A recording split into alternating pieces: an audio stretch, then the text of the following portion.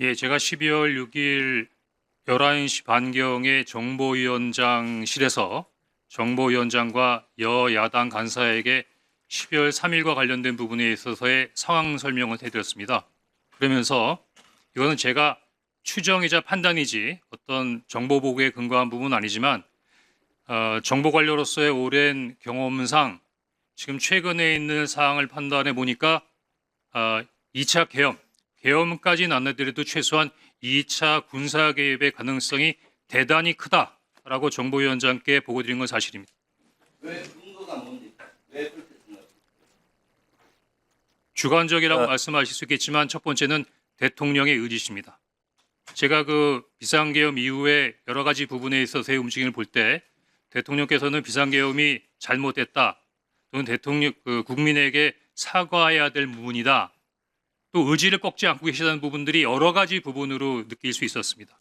두 번째는 그 다음날 김영현 국방장관을 경질합니다.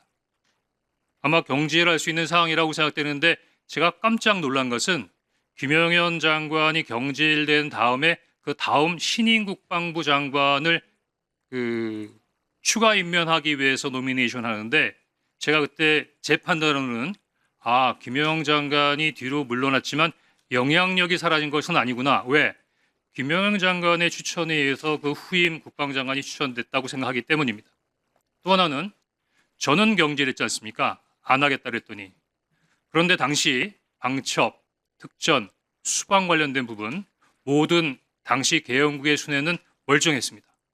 대통령의 의지를 가지고 있고 장관도 김영현 장관의 영향력 안에 있는 사람인데 계엄 관련된 부분에 군 지휘관들이 모두 다 건재하다고 하면 언제든지 다시 모빌라이즈 할 수 있다고 생각했습니다. 더구나 제가 굉장히 위험하다고 생각했던 부분은 여기 사령관님들도 계시지만 처음에 국회에 진입할 때는 누구의 지시에 의해서 그랬다라고 할 수 있지만 그 상황이 발생하면서 내가 내란죄로 소추당할 수 있는가 하는 부분에 있어서의 위기와 불안감을 느끼고 있는 상황에서 3명의 사령관은 상황에 따라서는 첫 번째와는 달리 훨씬 더 강하게 군사적 개입에 개입할 수 있겠다라는 생각을 했습니다.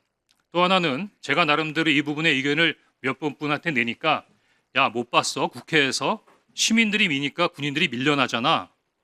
그거는 그렇지 않습니다. 제가 군 출신이라서 그런데 군사의 무력이라고 하는 것은 더구나 군중이라고 하는 것은 상황에 따라서 크게 변합니다. 더구나 첫 번째 국회에 들어가서 그렇게 실패했는데 두 번째 만약에 군사 개입을 한다면 똑같이 국회에 사람들을 몰려와서 할까요? 아마 제가 보기에는 군인들이 거부할 수 없는 상황을 만드는 계엄으로 갈 수밖에 없는 그런 상황을 만들려고 했겠죠. 저는 그렇게 추정했습니다. 네, 제가 이어서 좀 잠깐 계십시오, 홍 차장님. 홍 차장님은 군 출신이지만 국정원에 얼마나 계셨습니까? 92년부터 근무했으니까 약 30년 근무했습니다. 네, 군 출신이지만은 거의 국정원 직원이나 진배 없네요. 그러면 여인영으로부터 국회의원 체포 명단을 받았죠? 네. 목적 없이 받았다 하시죠? 목적 없이 받은 게 아니라 대통령께서 방첩사를 적극 지원하라고 했으니까 무엇을 도와줘야 되는가를 확인하기 위해서 당일 11시 6분에 방첩사령관한테 무엇을 도와주면 되겠느냐를 물어보려고 전화한 것이었습니다. 본위원에게도 그날 11시 20분 어간에 방첩사로부터 체포 명단 리스트를 제가 받았습니다. 네. 제가 이 체포 명단 리스트를 제가 부를 테니까 확인 한번 해보십시오. 네. 우선 체포조, 체포 대상, 우원식, 이재명, 한동훈. 우선 체포 대상, 조국, 정청래, 양정철, 박찬대, 조혜주, 이하경, 양경수, 김호준, 김민웅, 김민석, 김명수. 기억과 일치합니까? 대부분 일치하는데 이경수라고 하셨습니까? 양경수. 양경수 맞습니다. 들으십시오. 예. 이 윤석열의 국회의원 체포 지시를 조태용 원장에게 보고하거나 알린 바가 있었다고 하셨죠? 당시 상황을 좀 설명드릴 수 되겠습니까? 설명해 주십시오. 예. 일단 오전에는 원장님께서 홍장원 차장으로부터 보고받은 적이 없다고 말씀하셨는데 오후에는 그래도 대통령으로부터 전화를 받았다든가 방첩사를 지원하다든가 하는 부분에 대해 보고를 받았다고 말씀해 주셔서 제가 조금 마음이 가볍습니다. 다행입니다. 그런데 보고를 할 때 방첩사를 지원하라고 합니다라고 얘기만 하고 딱 끊고 그다음에 다른 얘기는 안 하나요? 사실대로 말씀드리면 보고를 보고를 안 한 것이 아니라 보고를 거부하신 겁니다. 제가 정무주의 때 얘기하지 않은 것은 내용 자체가 너무 민감한 부분이라서 다른 사람들하고 쉽게 공유할 수 있는 사항이 아니라고 생각했습니다. 그래서 일단 정무주회의를 마치고 제 보좌관에게 원장님께 보고 드릴 수 있는 사항인지 한번 확인해 보라고 했습니다. 그랬더니 오라고 말씀하셨고 제가 서둘러서 원장님실로 보고를 들어가는 것을 비서실 직원들이 다 봤으니까 아마 보고 드렸던 것 자체를 다르게 말씀하실 수는 없을 겁니다. 제가 문을 열고 들어가니까 원장님께서는 그 정무직 회의를 하셨던 그 소파에 그냥 앉아 계셨고 제가 앉자마자 원장님 제가 대통령님으로부터 전화를 받았습니다. 그런데 아마 대통령님께서 해외 출장을 이미 출발하셔서 아마 국내에 안 계신 줄 알고 저에게 전화하신 것 같습니다라고 얘기했는데 그 뜻은 원장님께서 그 다음날 아침에 일찍 해외 출장이 있으셨어요. 아마 국정원 정도의 출장은 대통령께서도 아셨을 테니까 아마 착오인지는 모르겠지만 왜냐하면 그 이외에는 저에게 전화할 이유가 없었기 때문이죠. 그 다음에 아무 말씀 없으셨습니다. 더구나 비상국무회의에 가서 대통령을 만나고 오셨을 텐데도 비상국무회의에 갔다 왔다라는 말씀도 없으셨습니다. 그래서 제가 이어서 대통령께서 방첩사를 지원하라고 합니다. 라고 하니까 아무 말씀도 없으셨습니다. 그래서 제가 사실은 조금 좀 놀라시라고 근데 방첩사에서 지금 이재명하고 한동훈을 잡으러 다닌답니다. 라고 말씀하시니까 다소 의외의 답을 받았습니다. 내일 아침에 얘기하시죠. 그래서 아니 지금 내일 아침에 말씀드릴 수 있는 사항이 아니잖아요. 더구나 정무직 회의도 지금 TV에서는 계엄군과 시민, 경찰, 국회 관계자들이 엉켜서 정말 국가의 초유의 위기 상황으로 치닫고 있는데 국가 안보를 책임지고 있는 순회 회의에서의 어떤 결론이 내일 아침에 얘기하시죠? 그럼 그 야간 동안은 뭘 한다는 겁니까? 그래서 제가 원장님께 방첩사를 지원하라는 대통령의 지시가 있다고 하면서 방첩사에서 한동훈과 이재명을 잡으러 다닙니다 라고 말씀드리니까 내일 아침에 얘기하자고 말씀하셨고 그래서 제가 원장님 그래도 최소한의 업무 방향이나 지침은 주셔야죠. 그렇게 말씀드렸더니 그 앉았던 소파에서 일어나서 가버리셨어요. 더 이상 보고 드릴 수가 없었습니다. 그것을 우리 홍 차장께서는 원장이 정치 개입이라고 판단했다고 생각하십니까? 제가 보기엔 지금 원장님께서 정치 개입이라고 판단하는 것은 그 내용이 아니라고 생각합니다. 그 정치 개입이라고 원장님께서 말씀하신 건 다른 얘기인데요. 그 다음 날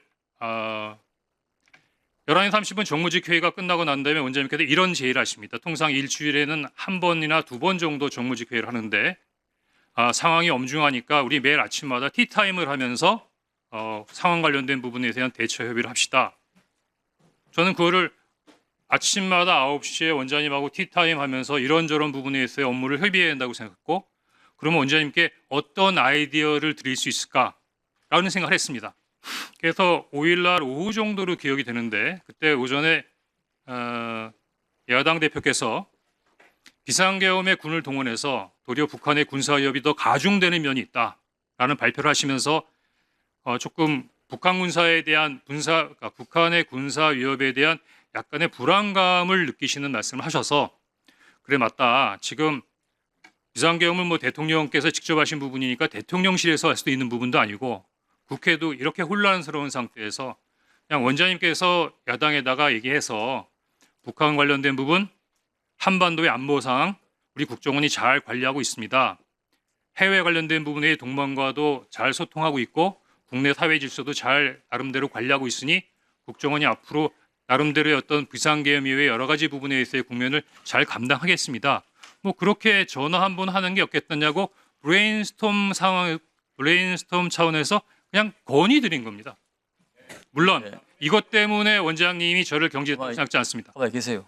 왜냐하면 지금은 다들 알고 계시지만 12월 6일만 하더라도 이런 사항에 대해서는 알고 계신 분이 많지 않았기 때문에 아마 원장님께서도 12월 6일 날 당일날 12월 3일 날 홍장원이가 대통령 말 안 들어서 경질한다는 말씀을 하실 수 없으셨을 겁니다.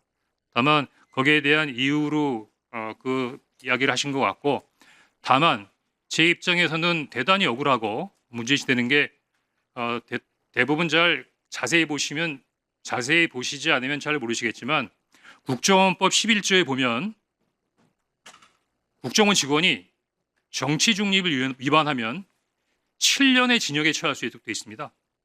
그러면 원장님께서 평소와 다르게 11월 6일 12시에 국정원장께서 이례적으로 자청하셔서 기자회견을 한 상태에서 홍장원 차장을 정치 중립 의무의 위반으로 인사경질했다고 하는 부분은 죽으라는 거예요.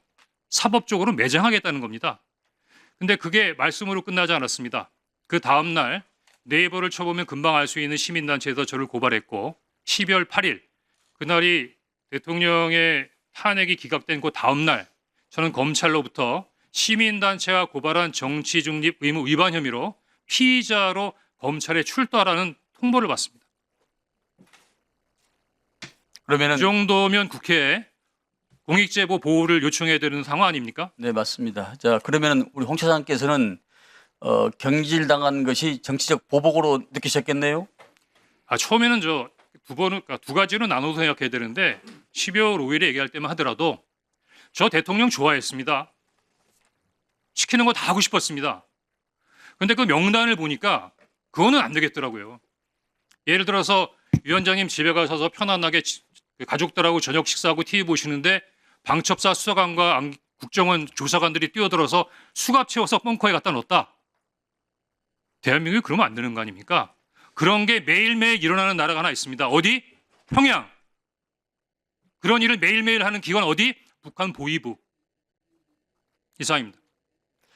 그래, 한 가지만 마지막 질문 드리겠습니다. 그 국정원 쪽에서 한동훈 대표한테 체포와 관련하여 이러한 전화를 한 바가 있습니까?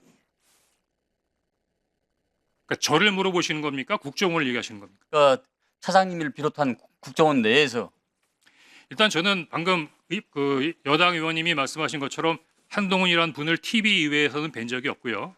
전화 통화한 적 없습니다. 다만 국정원 내에서 어떤 일이 있었던 거에 대한 관련된 사항에 대해서는 특별한 정보 없습니다. 네, 알겠습니다. 들어줬습니다. 위원장님 혹시 부승찬 의원 위원장님 혹시 저도 조금 말씀드릴 기회가 없겠습니까? 이따가